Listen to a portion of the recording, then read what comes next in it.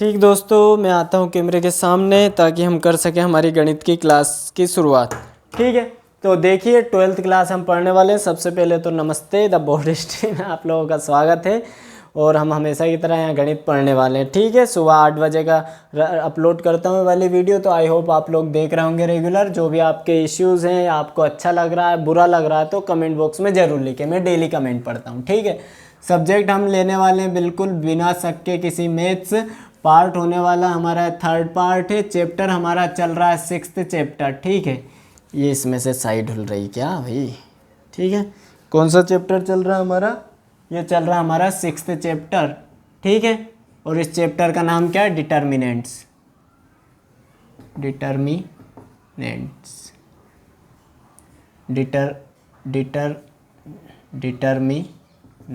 ठीक है, हिंदी में इसे बोलेंगे सारणी, है ना। एक्सरसाइज आज हम लेने वाले हैं 6C, है ना। तो यहाँ लिख देता हूँ मैं एक्सरसाइज ले रहे हैं हम 6C।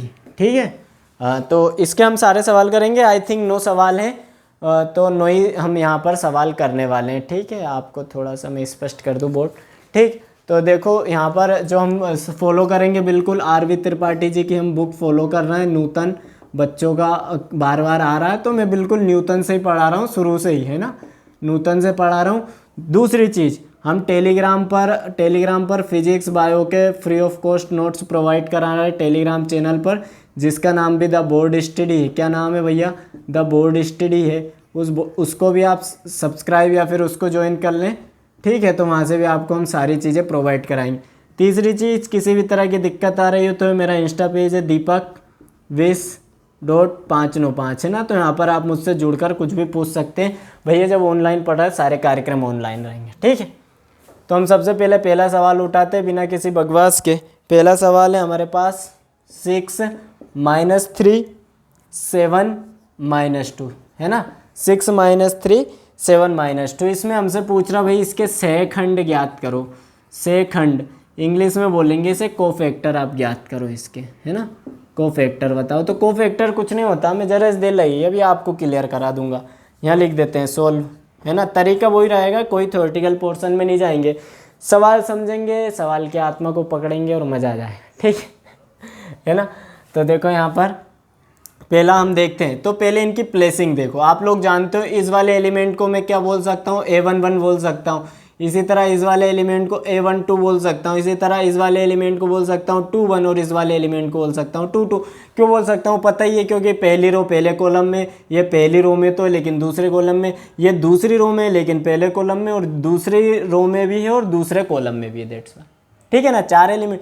तो हर एक एलिमेंट का सहखंड अलग निकलेगा। कैसे निकलेगा समझना। सबसे पहले तो A11 का जो सहखंड निकलेगा उसे रिप्रेजेंट करूंगा मैं C से और लिख दूंगा C11।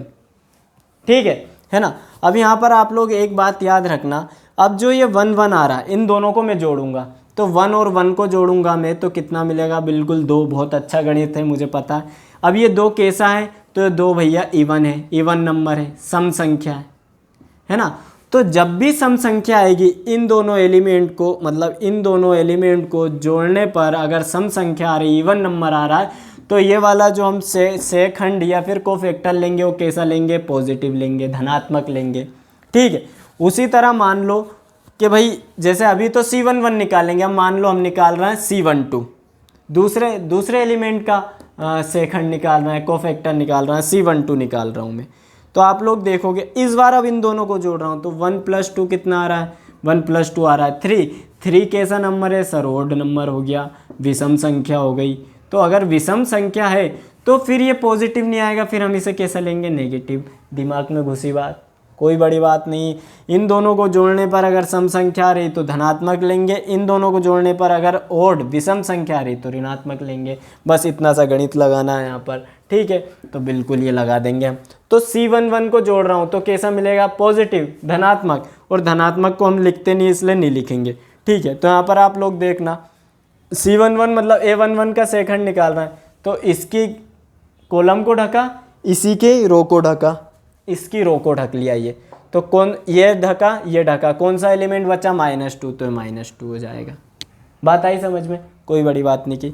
इसी तरह C12 को निकाल रहा हूँ तो 1 2 मिलके क्या हो रहा है, 3 हो रहा है। 1 और 2 मिलके 3 हो रहा है, ध्यान से सुनना, 1 और 2 मिलके 3 हो रहा है, जो कि एक विषम संख्या है, जो कि एक ओड नंबर है। अगर ओड नंबर है तो ये लेंगे हम नेगेटिव, बिल्कुल सही। अब नेगेटिव लिया तो किसका निकाल रहा हूँ, C12 का, इस वाले एलिमेंट का। तो इसका कॉलम ढका, इसकी रो ढकी, बचा क्या, 7। तो यहाँ आ गया 7, तो ये मिल गया हमें -7, कोई बड़ी बात नहीं। ठीक, उसी तरह हम निकालेंगे C11, C12 निकाल लिया, हम निकालेंगे C21 इस वाले एलिमेंट के लिए, है ना। C21 निकालेंगे तो 21 जोड़ के हो रहा है 3। 3 एक विषम संख्या है, एक ओड नंबर है, इसलिए लेंगे हम ये नेगेटिव। ठीक है ना। तो अब यहाँ पर देखना, इस वाली रो को ढक, इस वाले कॉलम को ढका, इसकी रो को ढका, बचेगा क्या, -3। तो -3 आ गया, माइनस माइनस प्लस हो गया, तो हमें मिल गया 3। ठीक है, इसी तरह अब निकालेंगे C22 को। C22 को निकालेंगे तो C22 को निकालेंगे तो 2 और 2 क्या हो रहा है सर, 4 हो रहा है। और आप बार बार मत बोलो, क्योंकि 4 एक सम संख्या होती है, एक इवन नंबर होता है, इसलिए से पॉजिटिव लेंगे, हम समझ गया, वेरी गुड। ठीक है, तो ये धनात्मक हो गई। यहाँ से देखो, इसके कॉलम को ढका और इसकी रो को ढका, तो क्या मिलेगा हमें, यहाँ से मिलेगा 6 केवल।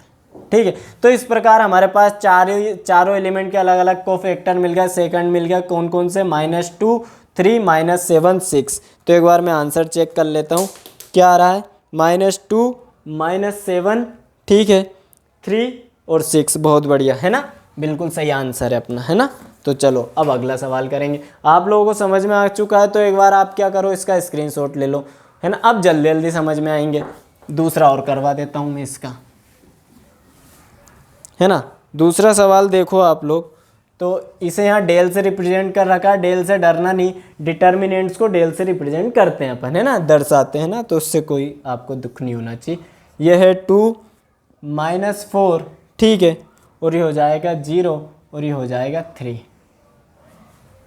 ठीक है, तो इसके बोल रहा है कि इन सभी एलिमेंट के सहखंड और उपसारणिक ज्ञात करो, मतलब हमें कोफैक्टर और माइनर इसके फाइंड आउट करने। क्या क्या फाइंड आउट करना है, एक तो आपको बताना है इसके कोफैक्टर्स, जिसे हम बोलेंगे सहखंड बताओ भैया सब एलिमेंटों के, प्लस दूसरी चीज बोल रहा है इनके माइनर बताओ, है ना, माइनर बताओ, या फिर इसको हम बोलेंगे क्या, उपसारणिक बताओ। तो बता देंगे भैया उपसारणिक और सेकंड। ठीक है, क्या चीज़ है, सेकंड में बता चुका हूँ, तो एक बार सेकंड निकाल लेते, फिर उपसारणिक भी बता दूंगा। तो वही करेंगे, बिल्कुल यहाँ सोल्व लिखेंगे। यहाँ A11, A22, ये बार बार नहीं लिखना है, वो मैंने समझाने के लिए लिखा था। डायरेक्ट यहाँ लेंगे हम, यहाँ लिया हमने C11। अब वही 1 1 क्या हो रहा है, 2, एक कैसा नंबर है, सम संख्या है, इवन नंबर है, इसलिए पॉजिटिव लेंगे। फिर हम क्या करेंगे, ये हमारा, तो इसकी कॉलम को ढका, इसकी रो को ढका, बचेगा यहाँ से 3। ठीक है, उसी तरह निकालेंगे C12 को, सॉरी C12 को निकाल लेते हैं। C12 के लिए देखना 1 और 2, 3 हो चुका है, जो एक विषम संख्या, मतलब ये आएगा ऋणात्मक या नेगेटिव आएगा। तो यहाँ पर हमने नेगेटिव पहले ही ले लिया है ना। यह है C, ये वाला एलिमेंट का सेकंड निकालना, तो इसके कॉलम को ढका, इसकी रो को ढका, तो ये आ गया 0। और 0 के आगे आप प्लस माइनस कुछ भी मत लगाओ, तो कोई दिक्कत ही नहीं रहती उसे। ठीक है, इसी तरह हम निकालेंगे C21, इस 0 का सेकंड है ना, कोफैक्टर। तो C21 के सर वापस 3 हो रहा है, मतलब नेगेटिव आएगा, है ना।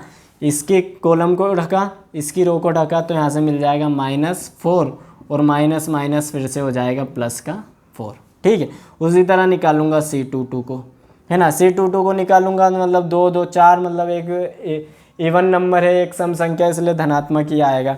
तो इसके कॉलम को ढका और इसकी रो को ढका, बचेगा क्या, यहाँ से 2। तो देखो अपने पास 4, यहाँ पर क्या आ गया, अपने पास कोफैक्टर्स आ गए, सेकंड आ गए। अब इन्हीं के माइनर निकालना है, तो ये तो निकले थे हमारे कोफैक्टर। माइनर में कुछ नहीं होता, इन्हें हम M से डिनोट करेंगे, M11, M12, ठीक है, और यहाँ निकालेंगे M12, सॉरी M21, और यहाँ निकालेंगे M22।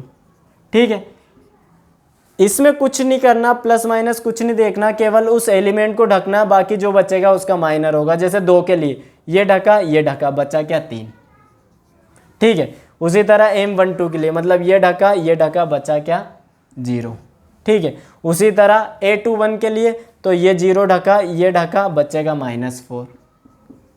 ठीक है। उसी तरह M22 के लिए तो ये ढका बचेगा 2। तो इसके मायने निकल सर सेम तो है, बिल्कुल सेम है, बस यहाँ पर जो हम ये इन्हें जोड़ के प्लस माइनस का ध्यान रख रहे हैं, यहाँ पे कोई ध्यान नहीं रखना है। ठीक है, एक बार चेक कर लेते हैं आंसर। तो देखें तो 3 0 माइनस 4 2, 3 0 माइनस 4 2, बहुत बढ़िया। उसके बाद में आ रहा 3 0 4 2, तो 3 0 4 2, बहुत बढ़िया, सही आंसर आ रहा है हमारा, है ना। आया ना समझ में, माइनर में कुछ नहीं, जैसा प्लस माइनस निकाल रहा है कुछ नहीं, डायरेक्ट वैल्यू रखना है ढक के, है ना। तो इसे मैं रफ कर रहा हूँ, आप चाहो तो एक बार इसका स्क्रीनशॉट ले लो। ठीक है, चलो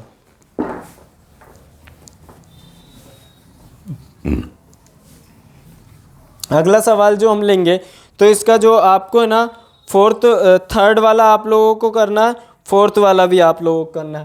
थर्ड और फोर्थ जो है वो आपका एज अ होमवर्क है ना, ये आप लोगों को करना है। ठीक है, हम करेंगे डायरेक्ट इसका फिफ्थ वाला करेंगे।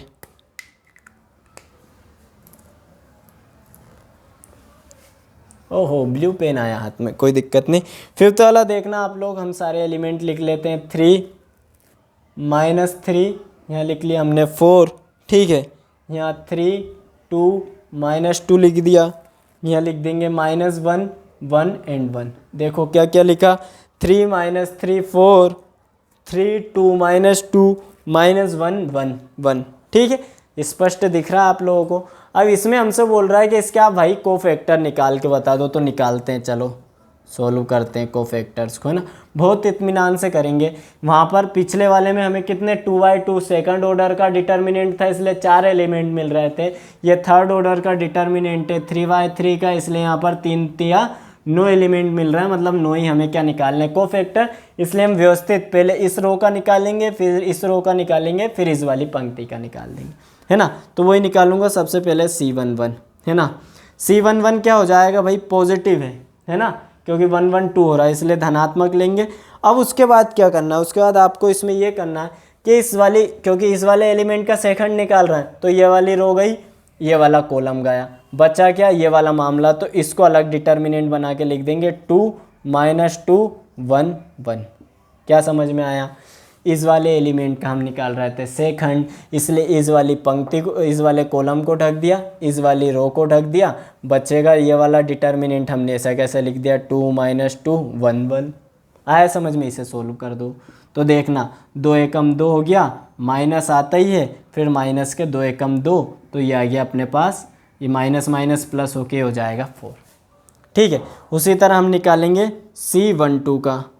C12 मतलब वही 2 1 क्या हो गया 3 3, एक विषम संख्या, एक ओड नंबर, इसलिए आ जाएगा माइनस। फिर देखेंगे इस वाले एलिमेंट का सेकंड, तो ये वाला कॉलम, ये वाली रो, बचेगा यहाँ से 3 -2 -1 1। क्या बचेगा, 3 -2 -1, और यहाँ से बच जाएगा 1। इसे सोल्व कर देते हैं, माइनस बाहर है ही सही, बड़ा ब्रेकेट लिया, 3 1 जा 3, माइनस, देखना माइनस माइनस प्लस, तो 2 एकम 2। अब आप लोग सोच रहे होंगे सर ये वाला माइनस कहाँ गया, ये माइनस फॉर्मूले में ही होता है, फिर बता चुका हूँ मैं। देखना 3 में से 2 गए तो 1, और माइनस का 1 हो जाएगा। ठीक है, इसी तरह हम निकालेंगे C13 का, मतलब इस वाले एलिमेंट का। देखना इसका कॉलम ढका हमने, इसकी रो ढकी हमने, बच्चे कौन से, ये वाले एलिमेंट, तो यहाँ लिख दो हम। देखना C13 तो 4 हो जाएगा, एक सम संख्या आएगी, है ना, एक इवन नंबर आएगा, इसलिए रहेगा तो धनात्मक ही। बस इस वाले रो को ढकेंगे, इस वाले कॉलम को ढकेंगे, बचेगा 3 2 -1 1, तो 3 2 -1, और यहाँ से बचेगा 1, 3 2 -1 और 1। देखो यहाँ पर क्या होगा, तो 3 एकम 3, माइनस तो आता ही है, लेकिन माइनस का 2 आएगा, इसलिए माइनस माइनस प्लस 2, और यहाँ जाएगा हमारे पास 5। तो पहले सेकंड टेस्ट कितने आ गए हमारे पास, ये आ गया 4 -1, और आ गया 5। ठीक है, अब इसी तरह इस वाले का निकालेंगे। तो इस एलिमेंट का कैसे निकलेगा, क्योंकि दूसरी रो है और पहला कॉलम है, तो C21, है ना। 2 और 1 को जोड़ूंगा 3, जो कि एक विषम संख्या, इसलिए माइनस, फिर यहाँ लगा देंगे। अब देखना ये वाली रो जाएगी, और सॉरी ये वाला कॉलम जाएगा और ये वाली रो जाएगी, तो कौन कौन से एलिमेंट बचेंगे, -3 4 1 1, क्या बचेंगे -3 4 और यहाँ से बचेगा 1 1। देखो ये वाला एलिमेंट था ना वो, तो ये वाली स्तंभ, ये वाली पंक्ति बीज वाली, तो बचेगा क्या -3 4 1 1, तो वो लिख दिया हमने, है ना। यहाँ सोल्व कर देता हूँ इसे, देखो मिटा देते हैं। तो माइनस बाहर, अंदर क्या होगा 3 एकम 3, माइनस का 3 और माइनस का 4, ये हो जाएगा माइनस, और अंदर माइनस का 7 आ जाएगा, तो माइनस माइनस प्लस 7, ठीक है। इसी तरह निकालेंगे C2 2, 2 2 क्या हो जाएंगे 4 हो जाएंगे, जो कि एक सम संख्या है, एक इवन नंबर है, इसलिए पढ़ाएगा तो पॉजिटिव, मतलब इस वाले एलिमेंट का। तो देखना ये वाला स्तंभ, ये वाला रो, तो क्या बचेगा 3 4 -1 1, क्या बचेगा 3 4 -1 और यहाँ से 1, देखना 3 4 -1 और 1, है ना, ठीक। तो यहाँ देखना आप लोग 3 एकम 3, माइनस आता ही है लेकिन माइनस का 4 आएगा, इसलिए प्लस का 4, और इसे कर दिया हमने फिर से 7, ठीक है। इसी तरह निकलेगा C2 3, है ना, 2 3 हो जाएगा 5, जो कि एक विषम संख्या है, एक ओड नंबर, इसलिए आएगा नेगेटिव। फिर यहाँ देखना आप लोग C2 3 मतलब ये वाला, तो ये वाला स्तंभ, ये वाली रो, तो बचेगा क्या 3 -3 -1 1, क्या बचेगा 3 -3 -1 और 1, है ना। इत्मीनान से करना आराम से, है ना। माइनस देखना 3 एकम 3, फिर माइनस माइनस प्लस के 3 एकम 3, लेकिन यहाँ माइनस आता है फॉर्मूले में, देखना ये तो माइनस प्लस हो गया, लेकिन माइनस आते ही ऑलरेडी, इसलिए आ जाएगा 3 से 3 तो 0 आ गया है ना। उसी तरह हम निकालेंगे C, अब ये वाली रो भी हो गई, अब लास्ट वाली रो, तो हम निकालेंगे C3 1, 3 और 1 क्या हो जाता है, बिल्कुल हो जाता है 4, इसलिए आएगा धनात्मक। अब यहाँ देखना ये वाले एलिमेंट के लिए बात कर रहे हैं, इसलिए ये रो, सॉरी ये कॉलम और ये रो, तो बचेगा -3 4 2 -2, ठीक है। तो -3 4 2 -2। फिर देखते हैं यहाँ पर, तो आप लोग देखोगे तो क्या हो जाएगा, माइनस माइनस प्लस, 3 दूना 6 और माइनस के 4 दूना 8, तो यहाँ से मिल जाएगा हमें -2, ठीक। उसी तरह हम निकालते हैं C3 2, 3 2 कितने हो जाएंगे 5, जो कि एक विषम संख्या, एक ओड नंबर, इसलिए आएगा ये नेगेटिव। फिर यहाँ पर देखना आप लोग C3 2 मतलब इस वाले एलिमेंट की बात करें, इसलिए ये वाला स्तंभ, ये वाली रो, तो यहाँ से मिलेगा 3 4 3 -2, 3 4 3 -2, यही मिलेगा ना, 3 4 3 -2, बहुत बढ़िया, ठीक है। माइनस का साइन बाहर ही है ना, देखना 3 दूना 6 माइनस का, 3 दूना 6 माइनस का, और 4 3 12, तो ये भी माइनस का। तो यहाँ देखना 6 और 12 कितने हो जाएंगे 18, प्लस के और माइनस से हो जाएंगे माइनस के 18, ठीक है। सॉरी ये तो माइनस का रहेगा, इससे हो जाएगा ये प्लस, है ना। अब C3 2 तक निकाल लिया, एक और निकालना है हमें, तो मैं ऐसा करता हूँ, यहाँ ऊपर निकाल देता हूँ ना, क्या निकलेगा C3 3, ये लास्ट वाले एलिमेंट, है ना। 3 और 3 कितने हो जाएंगे, बिल्कुल हो जाएंगे 6, है ना। 6 को हम जोड़ेंगे तो यह हो जाएगी एक सम संख्या, एक धनात्मक, है ना, मतलब एक इवन नंबर आएगा, इसलिए पॉजिटिव। तो यहाँ पर देखना आप, इस वाले स्तंभ को, इस वाली रो को ढका, तो क्या आ जाएगा 3 -3 3 2, 3 -3 और 3 2 आ गया, है ना। यहाँ पर आप लोग देखना, तो क्या हो जाएगा 3 दूना 6, माइनस माइनस हो जाएगा प्लस, और 3 3 9, तो 6 9 हो जाएगा 15।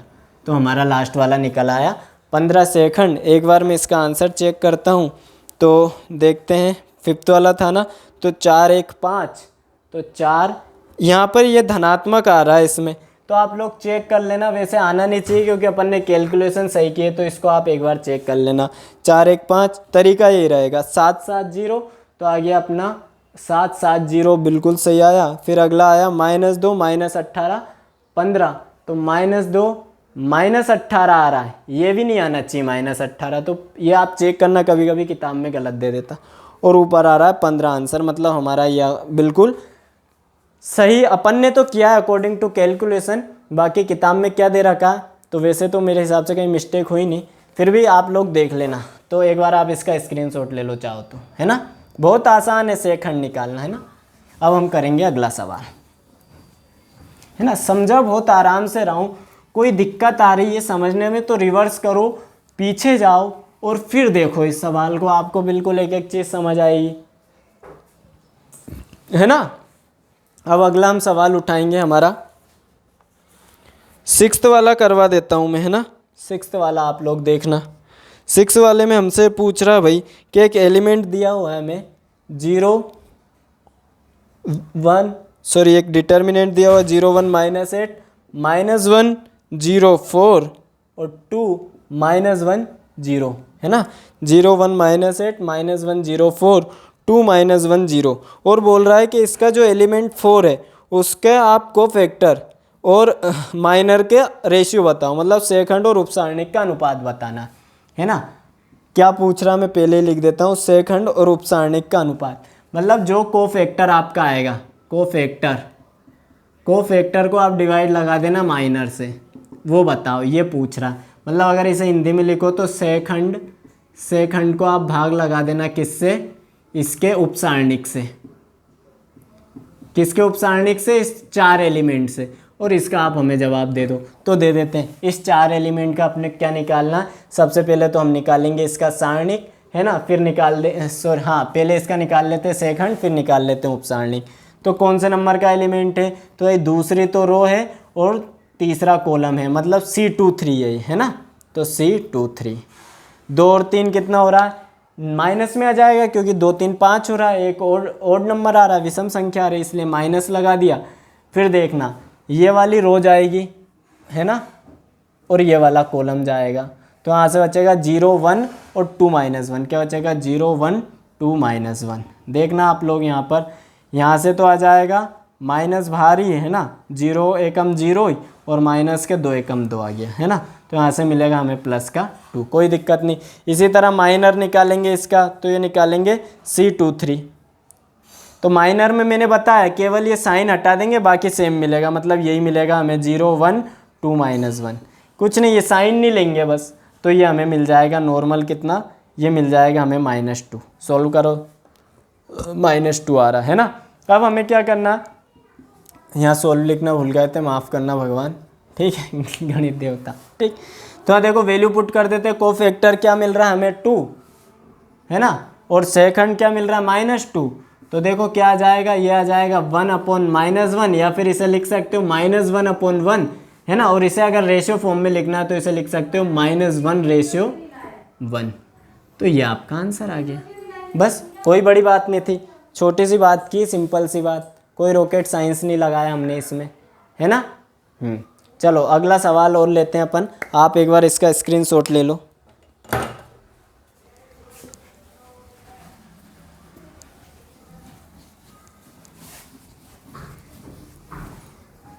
है ना। अगले सवाल की अगर हम बात करें तो देखो 7th वाला आप लोग कर लेना, सेकंड और उपसारणिक निकालना। 8th वाला भी आप लोग ही करना, है ना। 7th 8th अगेन होमवर्क है, यहाँ लिखता जाता हूँ, एक तो 7th 8th, ये 4 सवाल आप लोगों के लिए होमवर्क है ना। मैं आपको करवाऊँगा 9th वाला सीधे, है ना। 9th में बोल रहा है भाई सेकंड ज्ञात कीजिए, इनकी सहायता सारणिक का मान ज्ञात कीजिए। अपने को कुछ एलिमेंट दिए हुए, उसने उन एलिमेंट का हमें फाइंड आउट करना कोफैक्टर, और उसकी हेल्प से हमें इसका वैल्यू फाइंड आउट करना है इस डिटर्मिनेंट्स की, है ना। तो हमें दिया क्या हुआ पहले लिख लेते हैं, दिया हुआ 1 -3 2, है ना, 4 -1 2, ठीक है। यहाँ दे रखा है 3 5 और ये दे रखा है 2। देखना 1 -3 2 4 -1 2 3 5 2 ऐसा हमें दिया हुआ। बोल रहा भाई क्या आप इनमें से जो पहली रो के 3 एलिमेंट है, कौन कौन से, 1 -3 और ये 2, इनके आप फाइंड आउट करो कोफैक्टर। सवाल समझना बहुत ज़रूरी है, सवाल अगर समझ में आ गया तो आंसर तो अगर आपका बेसिक क्लियर है तो आ ही जाएगा। इनके कोफैक्टर निकालना और इन कोफैक्टर की वैल्यू से इस कोफैक्टर की हेल्प से हमें वैल्यू फाइंड आउट करनी। तो कैसे करेंगे देखते हैं अभी। सबसे पहले निकालेंगे हम C11 को, ये है ना C11, इसका कोफैक्टर। तो देखो आएगा तो पॉजिटिव ही, ये इसका कॉलम इसकी रो, तो क्या आ जाएगा -1 2 5 2। सॉल्व कर दो इसे, तो माइनस का 2 एकम 2, माइनस का 5 दूना 10, तो आ गया माइनस का 12, ठीक है। इसी तरह हम निकालेंगे क्या, C12 C12 निकाला तो 1 2 3 हो जाएगा, मतलब आएगा नेगेटिव। तो ये वाला, तो ये कॉलम, ये रो, तो 4 2 3 2, 4 2 3 2 आ गया ये, है ना। माइनस का 4 दूना तो आ रहा है अंदर 8, और माइनस का 3 दूना आ रहा है 6, तो यहाँ से मिल जाएगा हमें माइनस का 2। इसी तरह निकाल लेंगे हम C13, फिर सोल्व लिखना भूल गए हम, ठीक है, बता दिया करो आप। तो C13 निकालेंगे तो यहाँ देखना आप, C13 कैसे आएगा अपना, ये वाला एलिमेंट है ना, ये कॉलम ये रो, तो यहाँ से आएगा 4 -1 3 5, क्या आ जाएगा 4 -1 3 और 5, क्या आ जाएगा 4 -1 3 5। तो यहाँ देखना आप लोग मेरे भाई और बहनों, है ना, पहली बात तो पॉजिटिव ही आएगा, 1 3 4 होता है, कोई दिक्कत नहीं। तो ये हो जाएगा 4 5 20, और माइनस माइनस देखना, माइनस माइनस प्लस के 3, क्योंकि ये माइनस का आएगा, यहाँ जो माइनस का आएगा वो इसे प्लस कर देगा, और ये हो जाएगा 23। निकाल लिए कोफैक्टर। अब मान कैसे ज्ञात करें, तो डिटर्मिनेंट का एक फॉर्मूला चलता है। डिटर्मिनेंट का बहुत सिंपल फॉर्मूला, क्या, A11 में गुणा कर दो C11 का, प्लस A22 में गुणा कर दो A12 में गुणा कर दो C12 का, प्लस A13 में गुणा कर दो C13 का। कुछ नहीं, अभी आंसर आ जाए। A11 मतलब ये 1 में गुणा करना है C11 का, मतलब ये -12। मैं पेन चेंज कर लूँ 1 मिनट। तो 1 में किसका गुणा करना है हमें, इस -12 का, तो -12 लिख दिया हमने।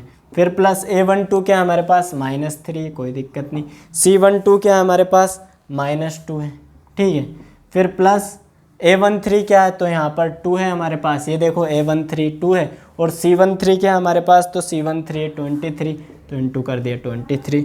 यहाँ देखना, ये आ जाएगा माइनस का 12, माइनस माइनस प्लस का 3 दूना 6, और प्लस का आ जाएगा 46, है ना। बिल्कुल, देखना 6 में से 12 में से 6 गए तो माइनस का 6, माइनस का 6 इसमें जाएगा तो प्लस का आ जाएगा 40। ये आपका आंसर आ गया। कुछ नहीं, आपको छोटा याद क्या करना, वैसे ही है वो, तो ऐसे लिख के 1 1 1 2 1 1 1 2 ऐसे कर देना, बहुत सरल है, ठीक है। तो इसी के साथ आपकी ये प्रश्नावली खत्म होती है ना। आई होप आप लोगों को समझ में आ गई हुई। आगे के प्रश्नावली हम आगे लेंगे। मैं फिर बोल रहा हूँ कि आपको अगर कुछ समझ में नहीं आ रहा तो कमेंट बॉक्स में लिखो, हम धीरे धीरे इम्प्रूव करेंगे। मैंने बताया कि गणित मैंने काफ़ी टाइम बाद पढ़ाना शुरू किया, बट वही है कि स्पीड पकड़ लेंगे तो मज़ा आ जाएगा। और आपसे मैं पहले ही बोल चुका हूँ, किसी तरह क्वेरी है तो मेरे इंस्टा पेज पर फॉलो कर लें, टेलीग्राम पेज को ज्वाइन कर लें, हम सारी इन्फॉर्मेशन देते हैं। Thanks to listening me, may God bless you all. Bharat माता की जय, वंदे मातरम। मिलते हैं अगली क्लास में।